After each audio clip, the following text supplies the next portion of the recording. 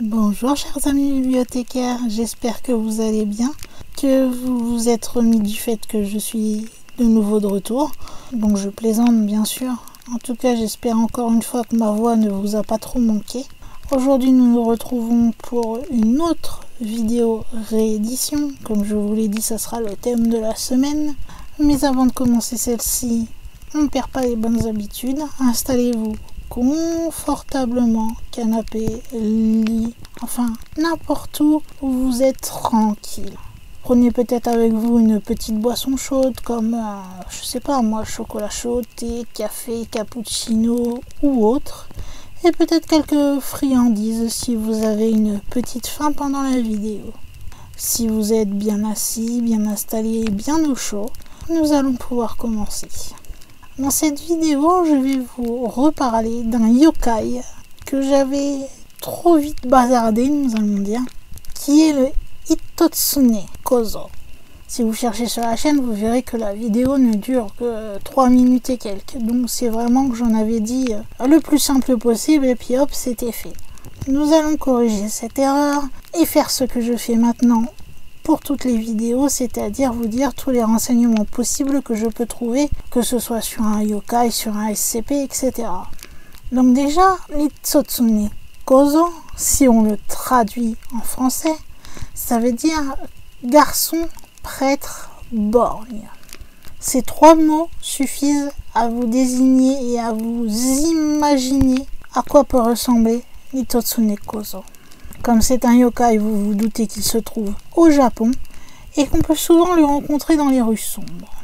En ce qui concerne son apparence, vous avez compris donc que ce Hitotsune Kozo était, généralement plutôt un enfant, ça on ne le dit pas, mais du genre masculin, et il est aussi plutôt expiègle. Généralement, on les décrit comme de petits gobelins borgnes qui sont bien connus du Japon. Ils ont le crâne rasé. C'est pas vraiment un trait distinctif à la créature, c'est juste que, comme à l'époque la coiffure traditionnelle des jeunes garçons japonais, c'était d'être le crâne rasé, eh bien on l'a représenté, le crâne rasé, et depuis c'est resté. Comme je vous avais dit dans la traduction de Hitotsune Kozo, il y a aussi prêtre. C'est pour ça que vous le verrez de temps en temps aussi également avec des robes de prêtre ou de moine bouddhiste si vous préférez. On peut aussi le représenter avec de longues langues rouges et un seul œil énorme, d'où le borgne. Dans le Yokai Karuta, les Hitotsune Kozo, ils sont souvent aussi représentants portant du tofu. Il y a un chercheur qui a essayé de comprendre pourquoi on les représentait ainsi. Ce chercheur, c'est Katsumi Tada. Il est spécifiquement chercheur en yokai. Il en a conclu que puisque mame veut dire morceau de haricot, ça conduit à mametsu, qui veut dire là une santé saine. Donc, à la base, les Hitotsune Kozo sont censés ne pas aimer les haricots. Mais d'une manière ou d'une autre, et sans vraiment que personne ne comprenne pourquoi, celui-ci s'est retrouvé à avoir comme nourriture préférée le tofu. Ça serait peut-être lié au tofu kozo également. Alors le kozo en particulier, c'est un moine en formation pour être plus précise. On suppose aussi que l'apparence qu'on leur donne viendrait du yokai qu'il y a dans le mont Yei, qui est l'Ishigan Itochi-oshi, qui est un prêtre bouddhiste à un seul pied et un seul œil. Mais ceci n'est qu'une théorie. Si on regarde dans le livre Yakai Zukan, on va plutôt le représenter avec une version un peu plus ancienne. Il sera plus laid et beaucoup plus ridé. En ce qui concerne son comportement, sachez que les Hitotsune Kozo sont relativement inoffensifs par rapport à certains autres yokai.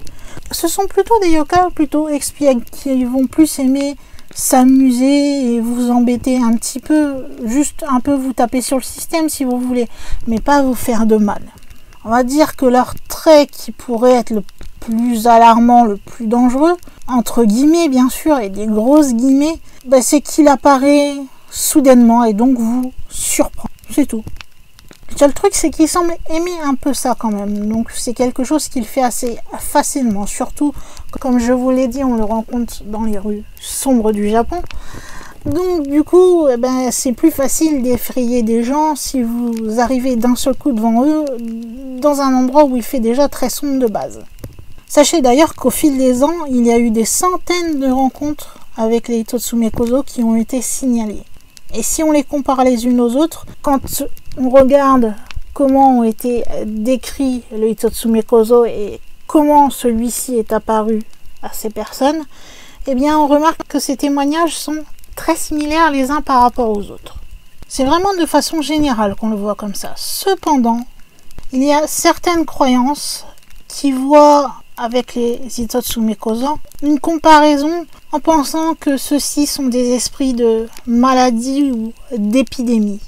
Ils se manifesteraient le 8e jour de chaque mois et du coup, s'il est censé apporter une mauvaise chose, vous vous doutez, comme on est au Japon, qu'il y a eu une solution qui a été trouvée pour contrer cela.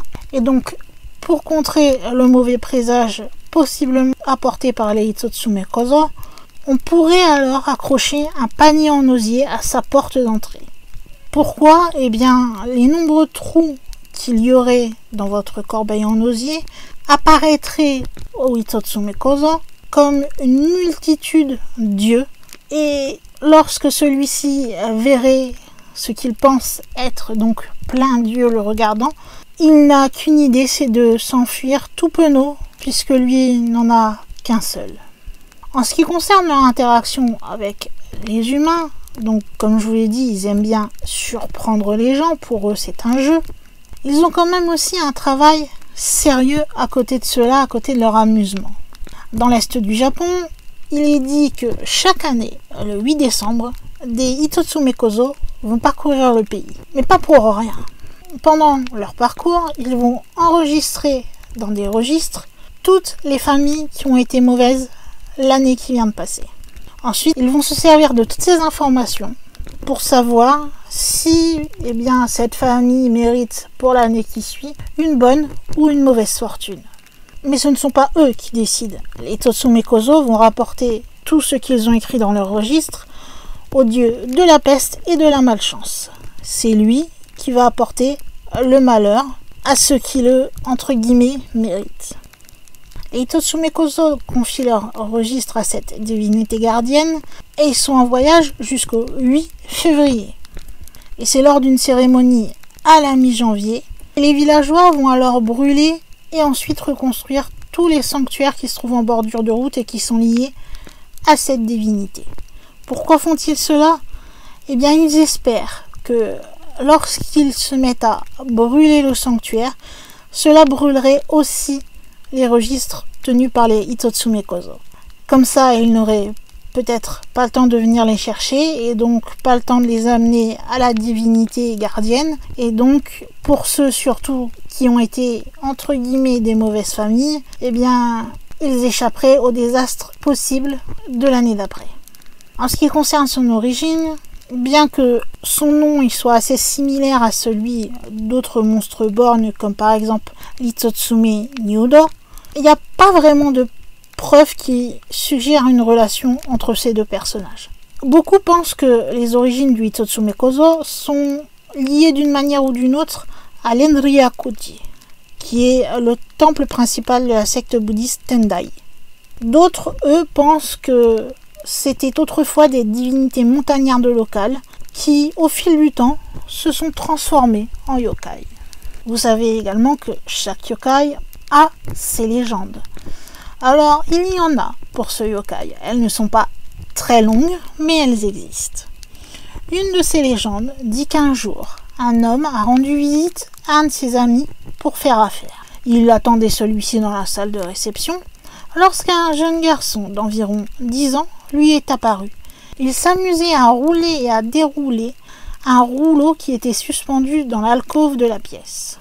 L'homme, un peu énervé par ce comportement, va gronder ce petit garçon pour être un peu trop expiègle.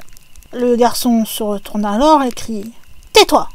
Cependant, lorsque l'homme voit enfin le visage de ce garçon, celui-ci n'avait qu'un œil. L'homme a alors crié d'effroi et s'est évanoui.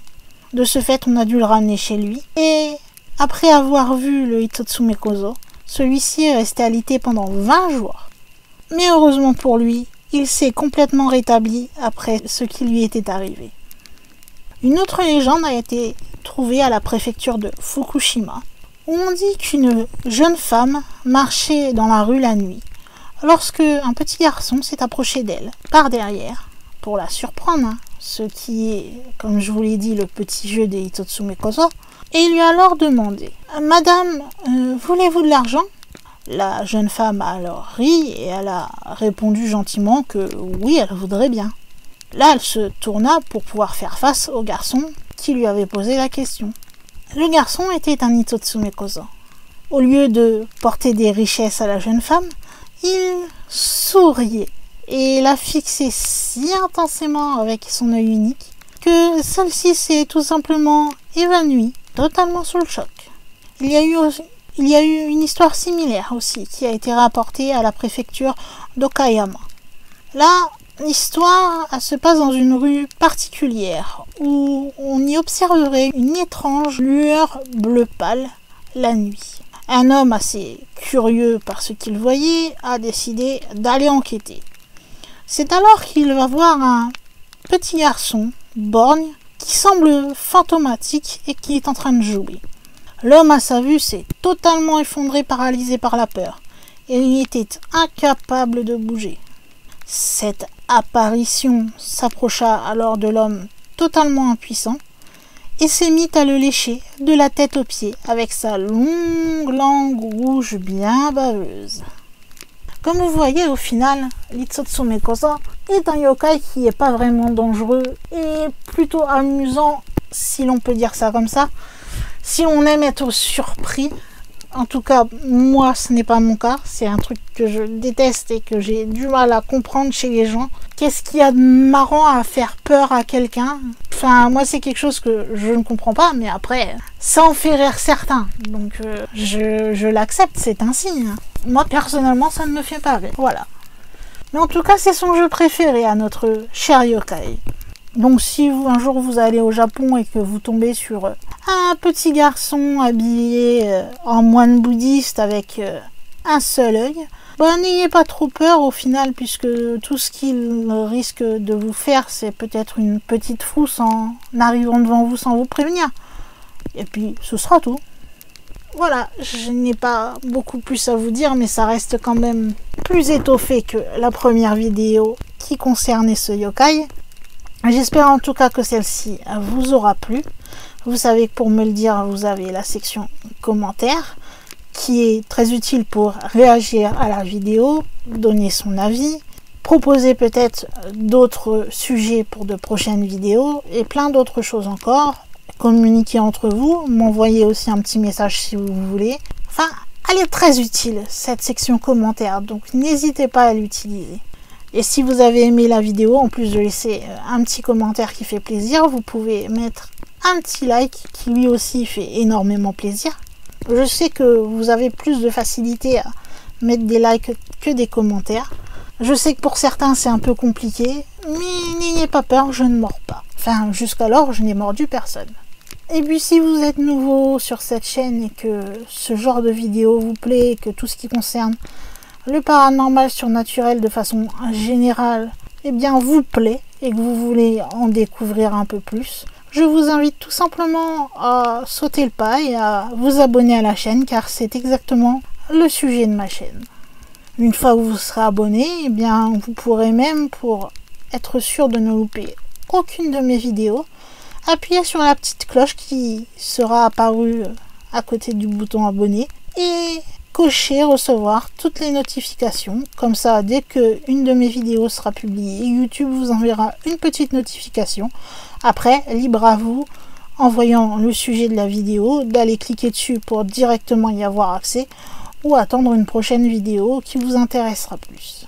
Pour terminer, vous savez également que vous pouvez partager cette vidéo partout où c'est possible de le faire, aussi bien de façon orale auprès de vos amis, collègues, famille, etc., que de façon informatique avec tout ce qui est Gmail, blog, tous les réseaux sociaux qui peuvent exister et peut-être d'autres manières de partager que j'ignore.